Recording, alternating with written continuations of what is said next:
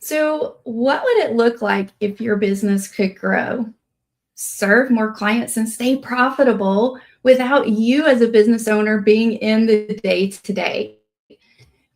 In this episode, Dr. Sabrina and I are going to break down the mindset and the systems and the structures needed to build a business that gives you freedom where work supports life, not the other way around. And Dr. Sabrina, this episode is so timely because you are about to go on a long vacation.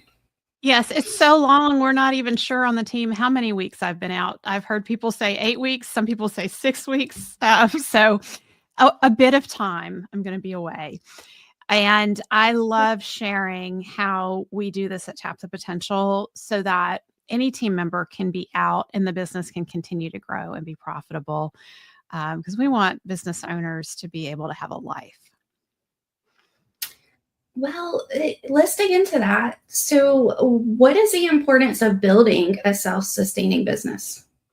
So the importance is, number one, at some point you're going to want to transition your business, most likely a sale, and you want value in your business. And if you have a job in the business and the business is dependent on you and you're having to work 40 to 60 hours a week, nobody wants to buy that business. Like, they might as well just go to work for somebody else and not have a loan and work less and have less stress on their shoulders.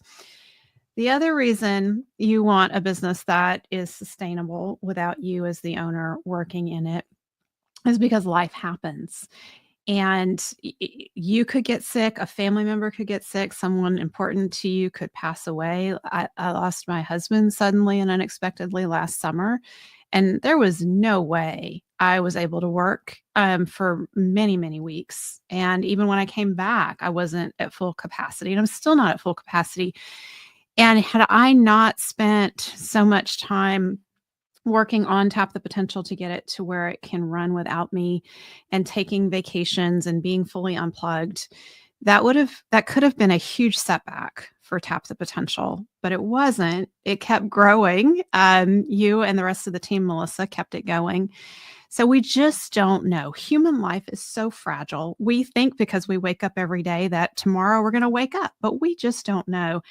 And so think about what would happen to your team members if you were in an accident and you couldn't work for weeks. Obviously, that's going to affect your family and your livelihood, but you have team members and they have families, and their livelihoods are also dependent on what's going on in the business.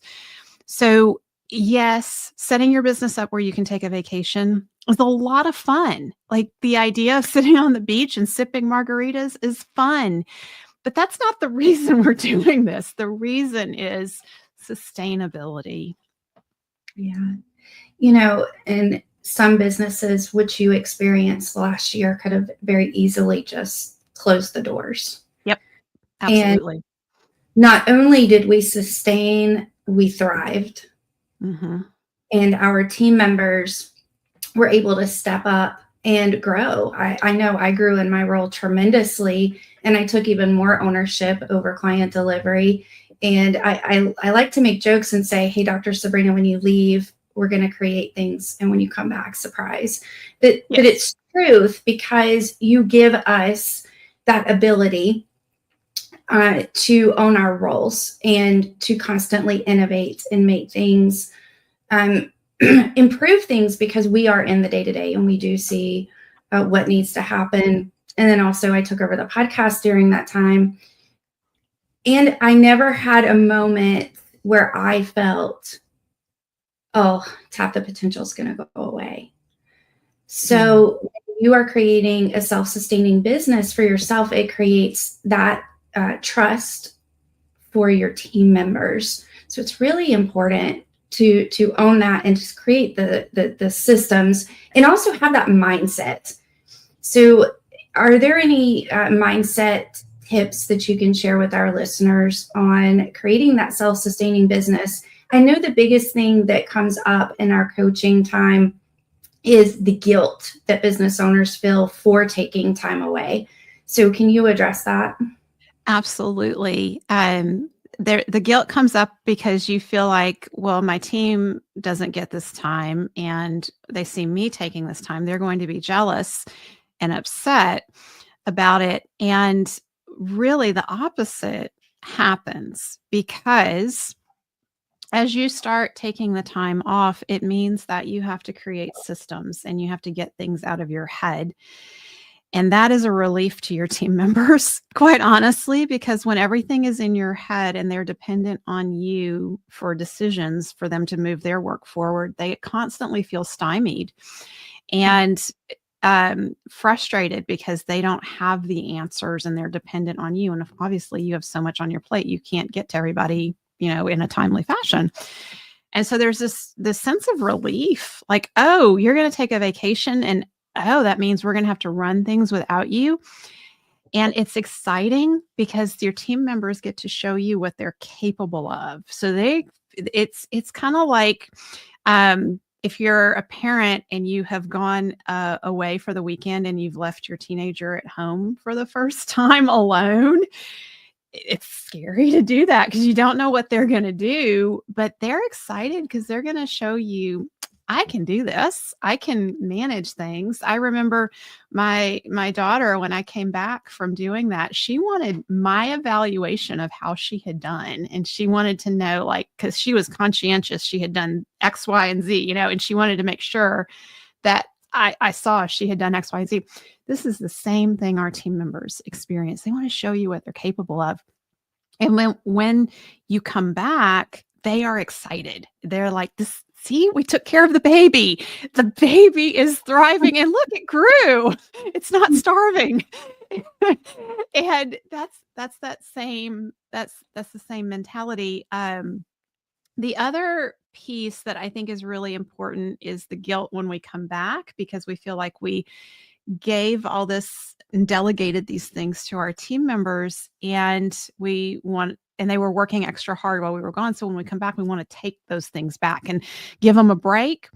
But actually, when we take it back, we're undermining their competence and their confidence, because we're saying, I know you could handle it for a week or 2 weeks or even 4 weeks, but you can't handle this long term. It's too much for you.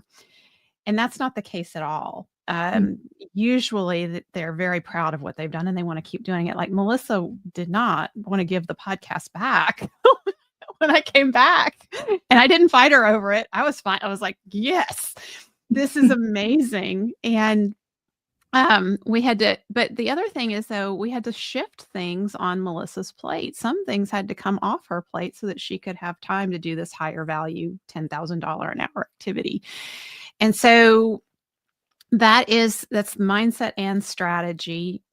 Just yesterday in our leadership team meeting, there were 1 or 2 tasks that I still do for that meeting to prepare. And I asked our integrator if she would do it in my absence. And she said yes. And then I remembered my own teaching. And I said, oh, and by the way, will you continue to do this while I'm gone? And she was like, oh, yes, of course.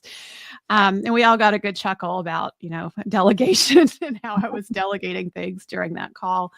But that's what we need to be doing as business owners. Yeah. Yeah. And the way that you can confidently release these tasks and give your team members full ownership of them is just create metrics. So you can track performance in your KPIs. And an example of this is a KPI that we track are the downloads from our podcast. So you said you own it, Melissa, this is yours. It's your baby now. We'll track the metrics. And if there's a dip in the downloads, then we'll revisit and have a discussion and see what we need to do. So, feel free to give your team members the opportunity to be successful and help them grow and support them. And I just want to call out a few things to notice if you're the bottleneck in your business, because this is really going to help you step away and create a self-sustaining business. So if your team members are regularly procrastinating on tasks, maybe you're feeling like they should be getting things done, but they're not getting them done as quickly as you feel. Sometimes it could just be a communication, a conversation that needs to happen so that that team member can fully trust and own the decision that they're making to move forward. Sometimes it could be as simple as a system that isn't fully laid out. So there could be a gap in the system for them to own it. Dr. Sabrina, can you share some other examples of where a business owner can be the bottleneck? I think we business owners are the bottleneck when problems or challenges come up in the business and we immediately start thinking of what can we do to fix it. And so we try to fix it ourselves. And rather than going to the team members who are directly involved in the situations and getting their input so that we can better understand why is this happening, because usually the team members who are directly involved are going to have a much better perspective. And when we just throw solutions out that come from our head, often we're missing the mark and we're not really understanding what the real issue is. I think about this in client delivery because Donna she's our client concierge. She is so in touch with what our clients are experiencing and what we're sending to them. And so whenever there's a gap or a miscommunication on a meeting time or something didn't go out right, if the client made a complaint and then I just jumped in, I would be missing a ton of information that Donna has access to that I don't have. It's all like the devil's in the details always, and she has those details. So we want to always look for who on our team is more in touch with the situation than I am and go to them and ask the questions. It's not finger pointing. It's not blame. It's just, hey, this happened. I'm curious. Like let's figure this out. Let's figure out where the system gap is. Yeah. When you use languaging such as I'm curious, it really makes the team member feel less defensive. Yes. And to an A player, even constructive feedback can be hard to hear because we are perfectionists. So when you come to the team member and say, well, I'm curious about this, it never feels threatening. So it really feels like an opportunity to seek solutions. Mm-hmm. So this is incredible information that you as a business owner can take back to your teams. And let's dig into how to make decisions when the owner's out. Yes. And then when the owner comes back. So we have such incredible systems in communication and meetings. And, we really kicked this. We 10X this last year, Dr. Sabrina. And we went through a situation where we needed to make decisions as a leadership team where we had no choice. But now you actually opened the door and you said, go ahead and continue to make these decisions, even in my presence. So talk to our listeners about that shift. Yeah. So one of my little tricks is we have our leadership team meetings over Zoom, and I have my Fathom recorder going. Fathom tells me how much talk time I'm using in the meeting. And so I watch that, and I like to see that number well below 20%. Wow. Because yes, that means like when we're talking about issues, that means the team is having more time to share their perspective rather than me jumping in and providing my perspective. But when it comes to decision making, we want to train our teams. So first off, we teach people how to treat us. So if our team members are coming to us to make decisions all the time, we're teaching them we don't think they're competent to make those decisions. And so I'm constantly, when I have a team member who comes to me with a lot of questions, I'm constantly going back and saying, what ideas do you have about that? What ideas do you have about that? But there are some decision-making parameters, and these are listed out in the 4-Week Vacation book. So if you want to empower your team with decision making, I really recommend you get a copy of the 4-week vacation and get the full list of decision making parameters. But to give you an overview of what's involved is if your team knows the vision that you have for the company in detail of what things are supposed to look like and feel like, when your team knows the immutable laws, those core values, and those are the keys for making decisions, because a lot of times things will come up in your absence that there's no policy or procedure around. There's no SOP. And your team will have to make a decision without you. But if they know the vision and they follow the immutable laws, then the decision they make, you're going to feel good about it. They may have a different way of handling it, but ultimately you're going to feel good about it as the business owner. And this further empowers your team. Always have SOPs created. And these days, it is so easy to create SOPs. AI can help us with that. There are apps that will follow what you're doing on your computer and create a training procedure for you. Like, you don't even have to think anymore to create a training procedure. I would review it, though. I wouldn't totally rely on AI to do it. But creating these SOPs will guide your team. And a lot of times we business owners think it's so daunting to try to create an SOP around everything in the business. Well, you don't have to create an SOP around everything in the business. Start with the sweet spot of the business and the activities that happen the most. So, like for us, it's onboarding new clients. When we started creating SOPs, that's the first place we looked, because number one, a lot of it was on me at the time and it was all in my head. And so whenever we would bring on a new client, I felt tremendous mental burden because I wanted to make sure I didn't forget to do something for them. So I started creating an SOP just for me to remember all the steps in the onboarding process. But then as our strategist team grew and our number of clients grew and Donna took on more and you took on more, Melissa, those SOPs got fleshed out even further.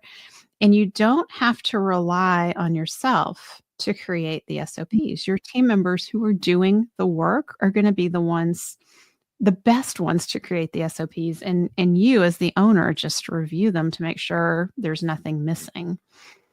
Yeah. Yeah, this is so true. And with the SOPs, once it's really important to get second and third eyes on those. So having your team members create them, and then the next time that task comes back around where you need to refer back to the SOP, make sure your team members are reviewing the SOP as they're completing the task. And this will allow you to see any gaps that are in the SOP or any updates or changes, that need to go into that. And that will help your team members make really good decisions. Let's talk about where most business owners get stuck. And I think a lot of this comes back to fear, but you're the psychologist, Dr. Sabrina, so speak to that. Yeah. So the fear of fully unplugging and your team can't get access to you. Like, what if something awful happens?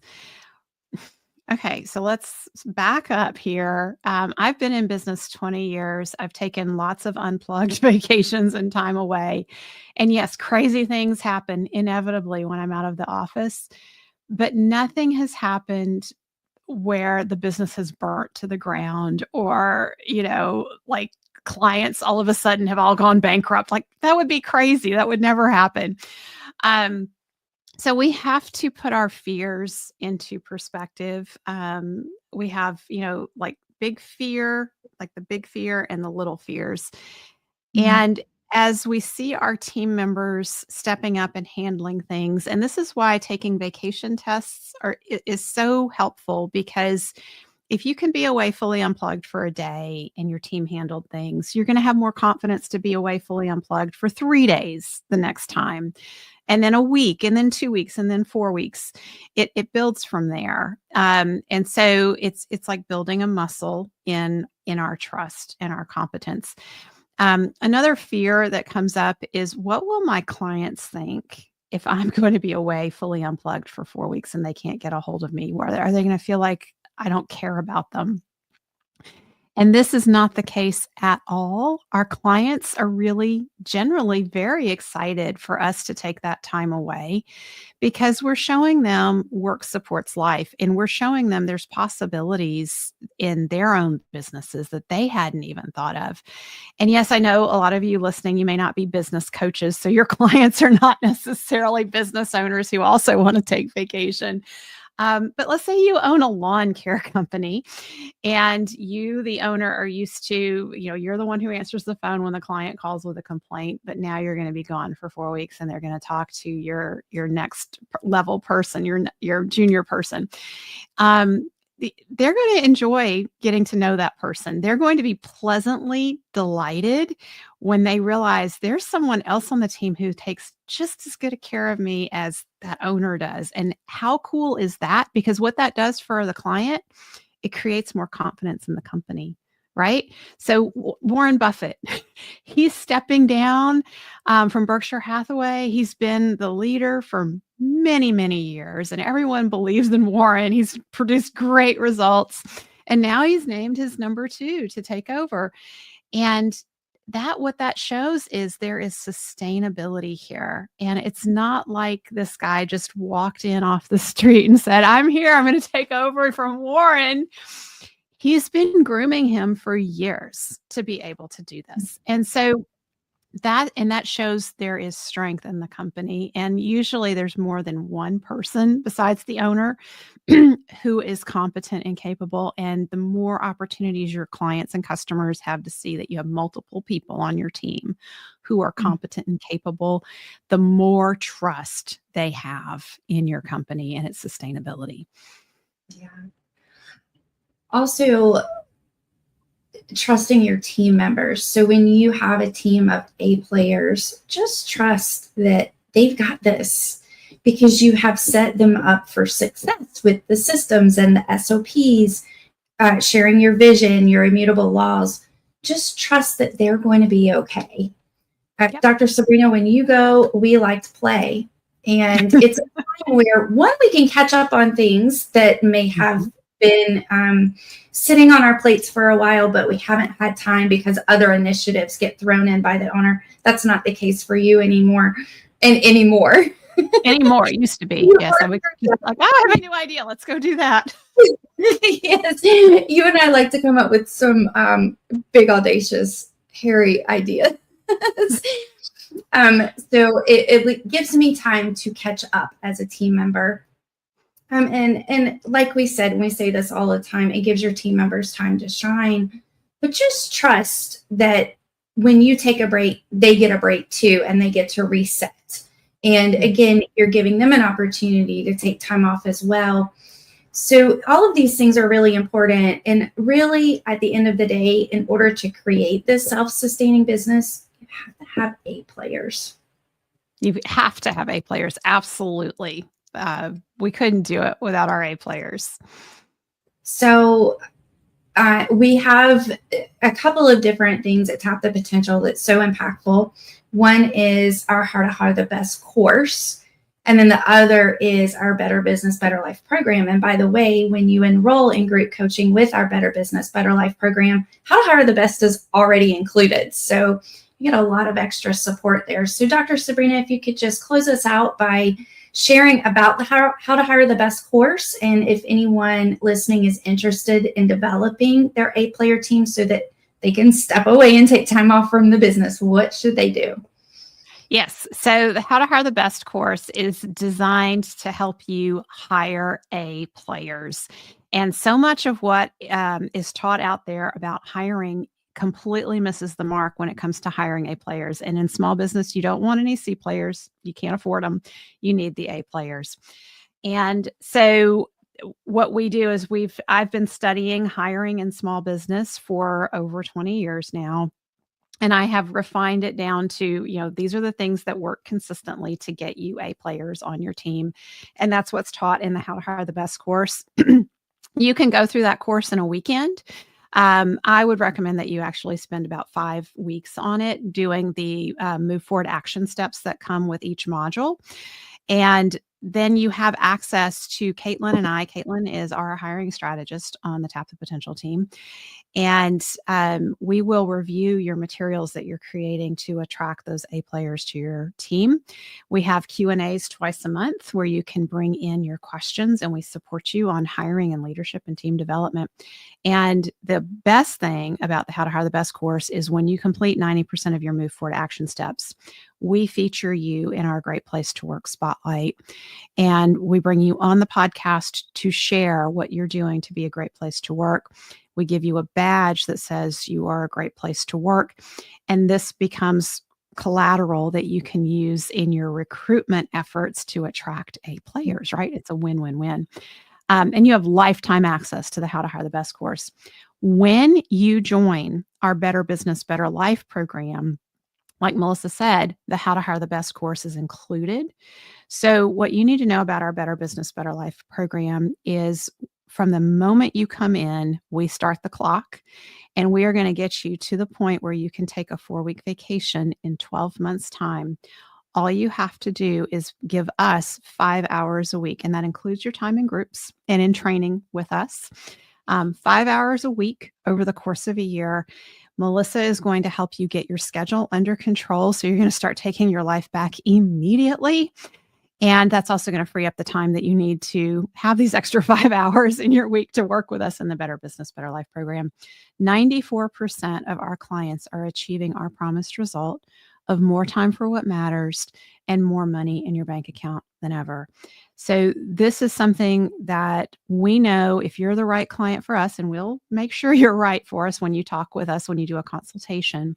When we invite you into the program, we're 100% confident you're going to succeed if you do the work with us. So the risk to you in joining this program is minimal as long as you're all in. And we're all in, and we're going to help you take your life back. So your next step is to go to tapthepotential.com and book a call with Caitlin, and she will walk you through what is the best next step for you. Is it simply to join the How to Hire the Best course, or would you benefit from being in the full Better Business, Better Life program? So we look forward to seeing you in the program because, my goodness, you deserve to take your life back. Absolutely. So go sign up today. And Dr. Sabrina, you are walking your talk. I hope that you have a fantastic vacation, and we will keep the podcast going while you're gone.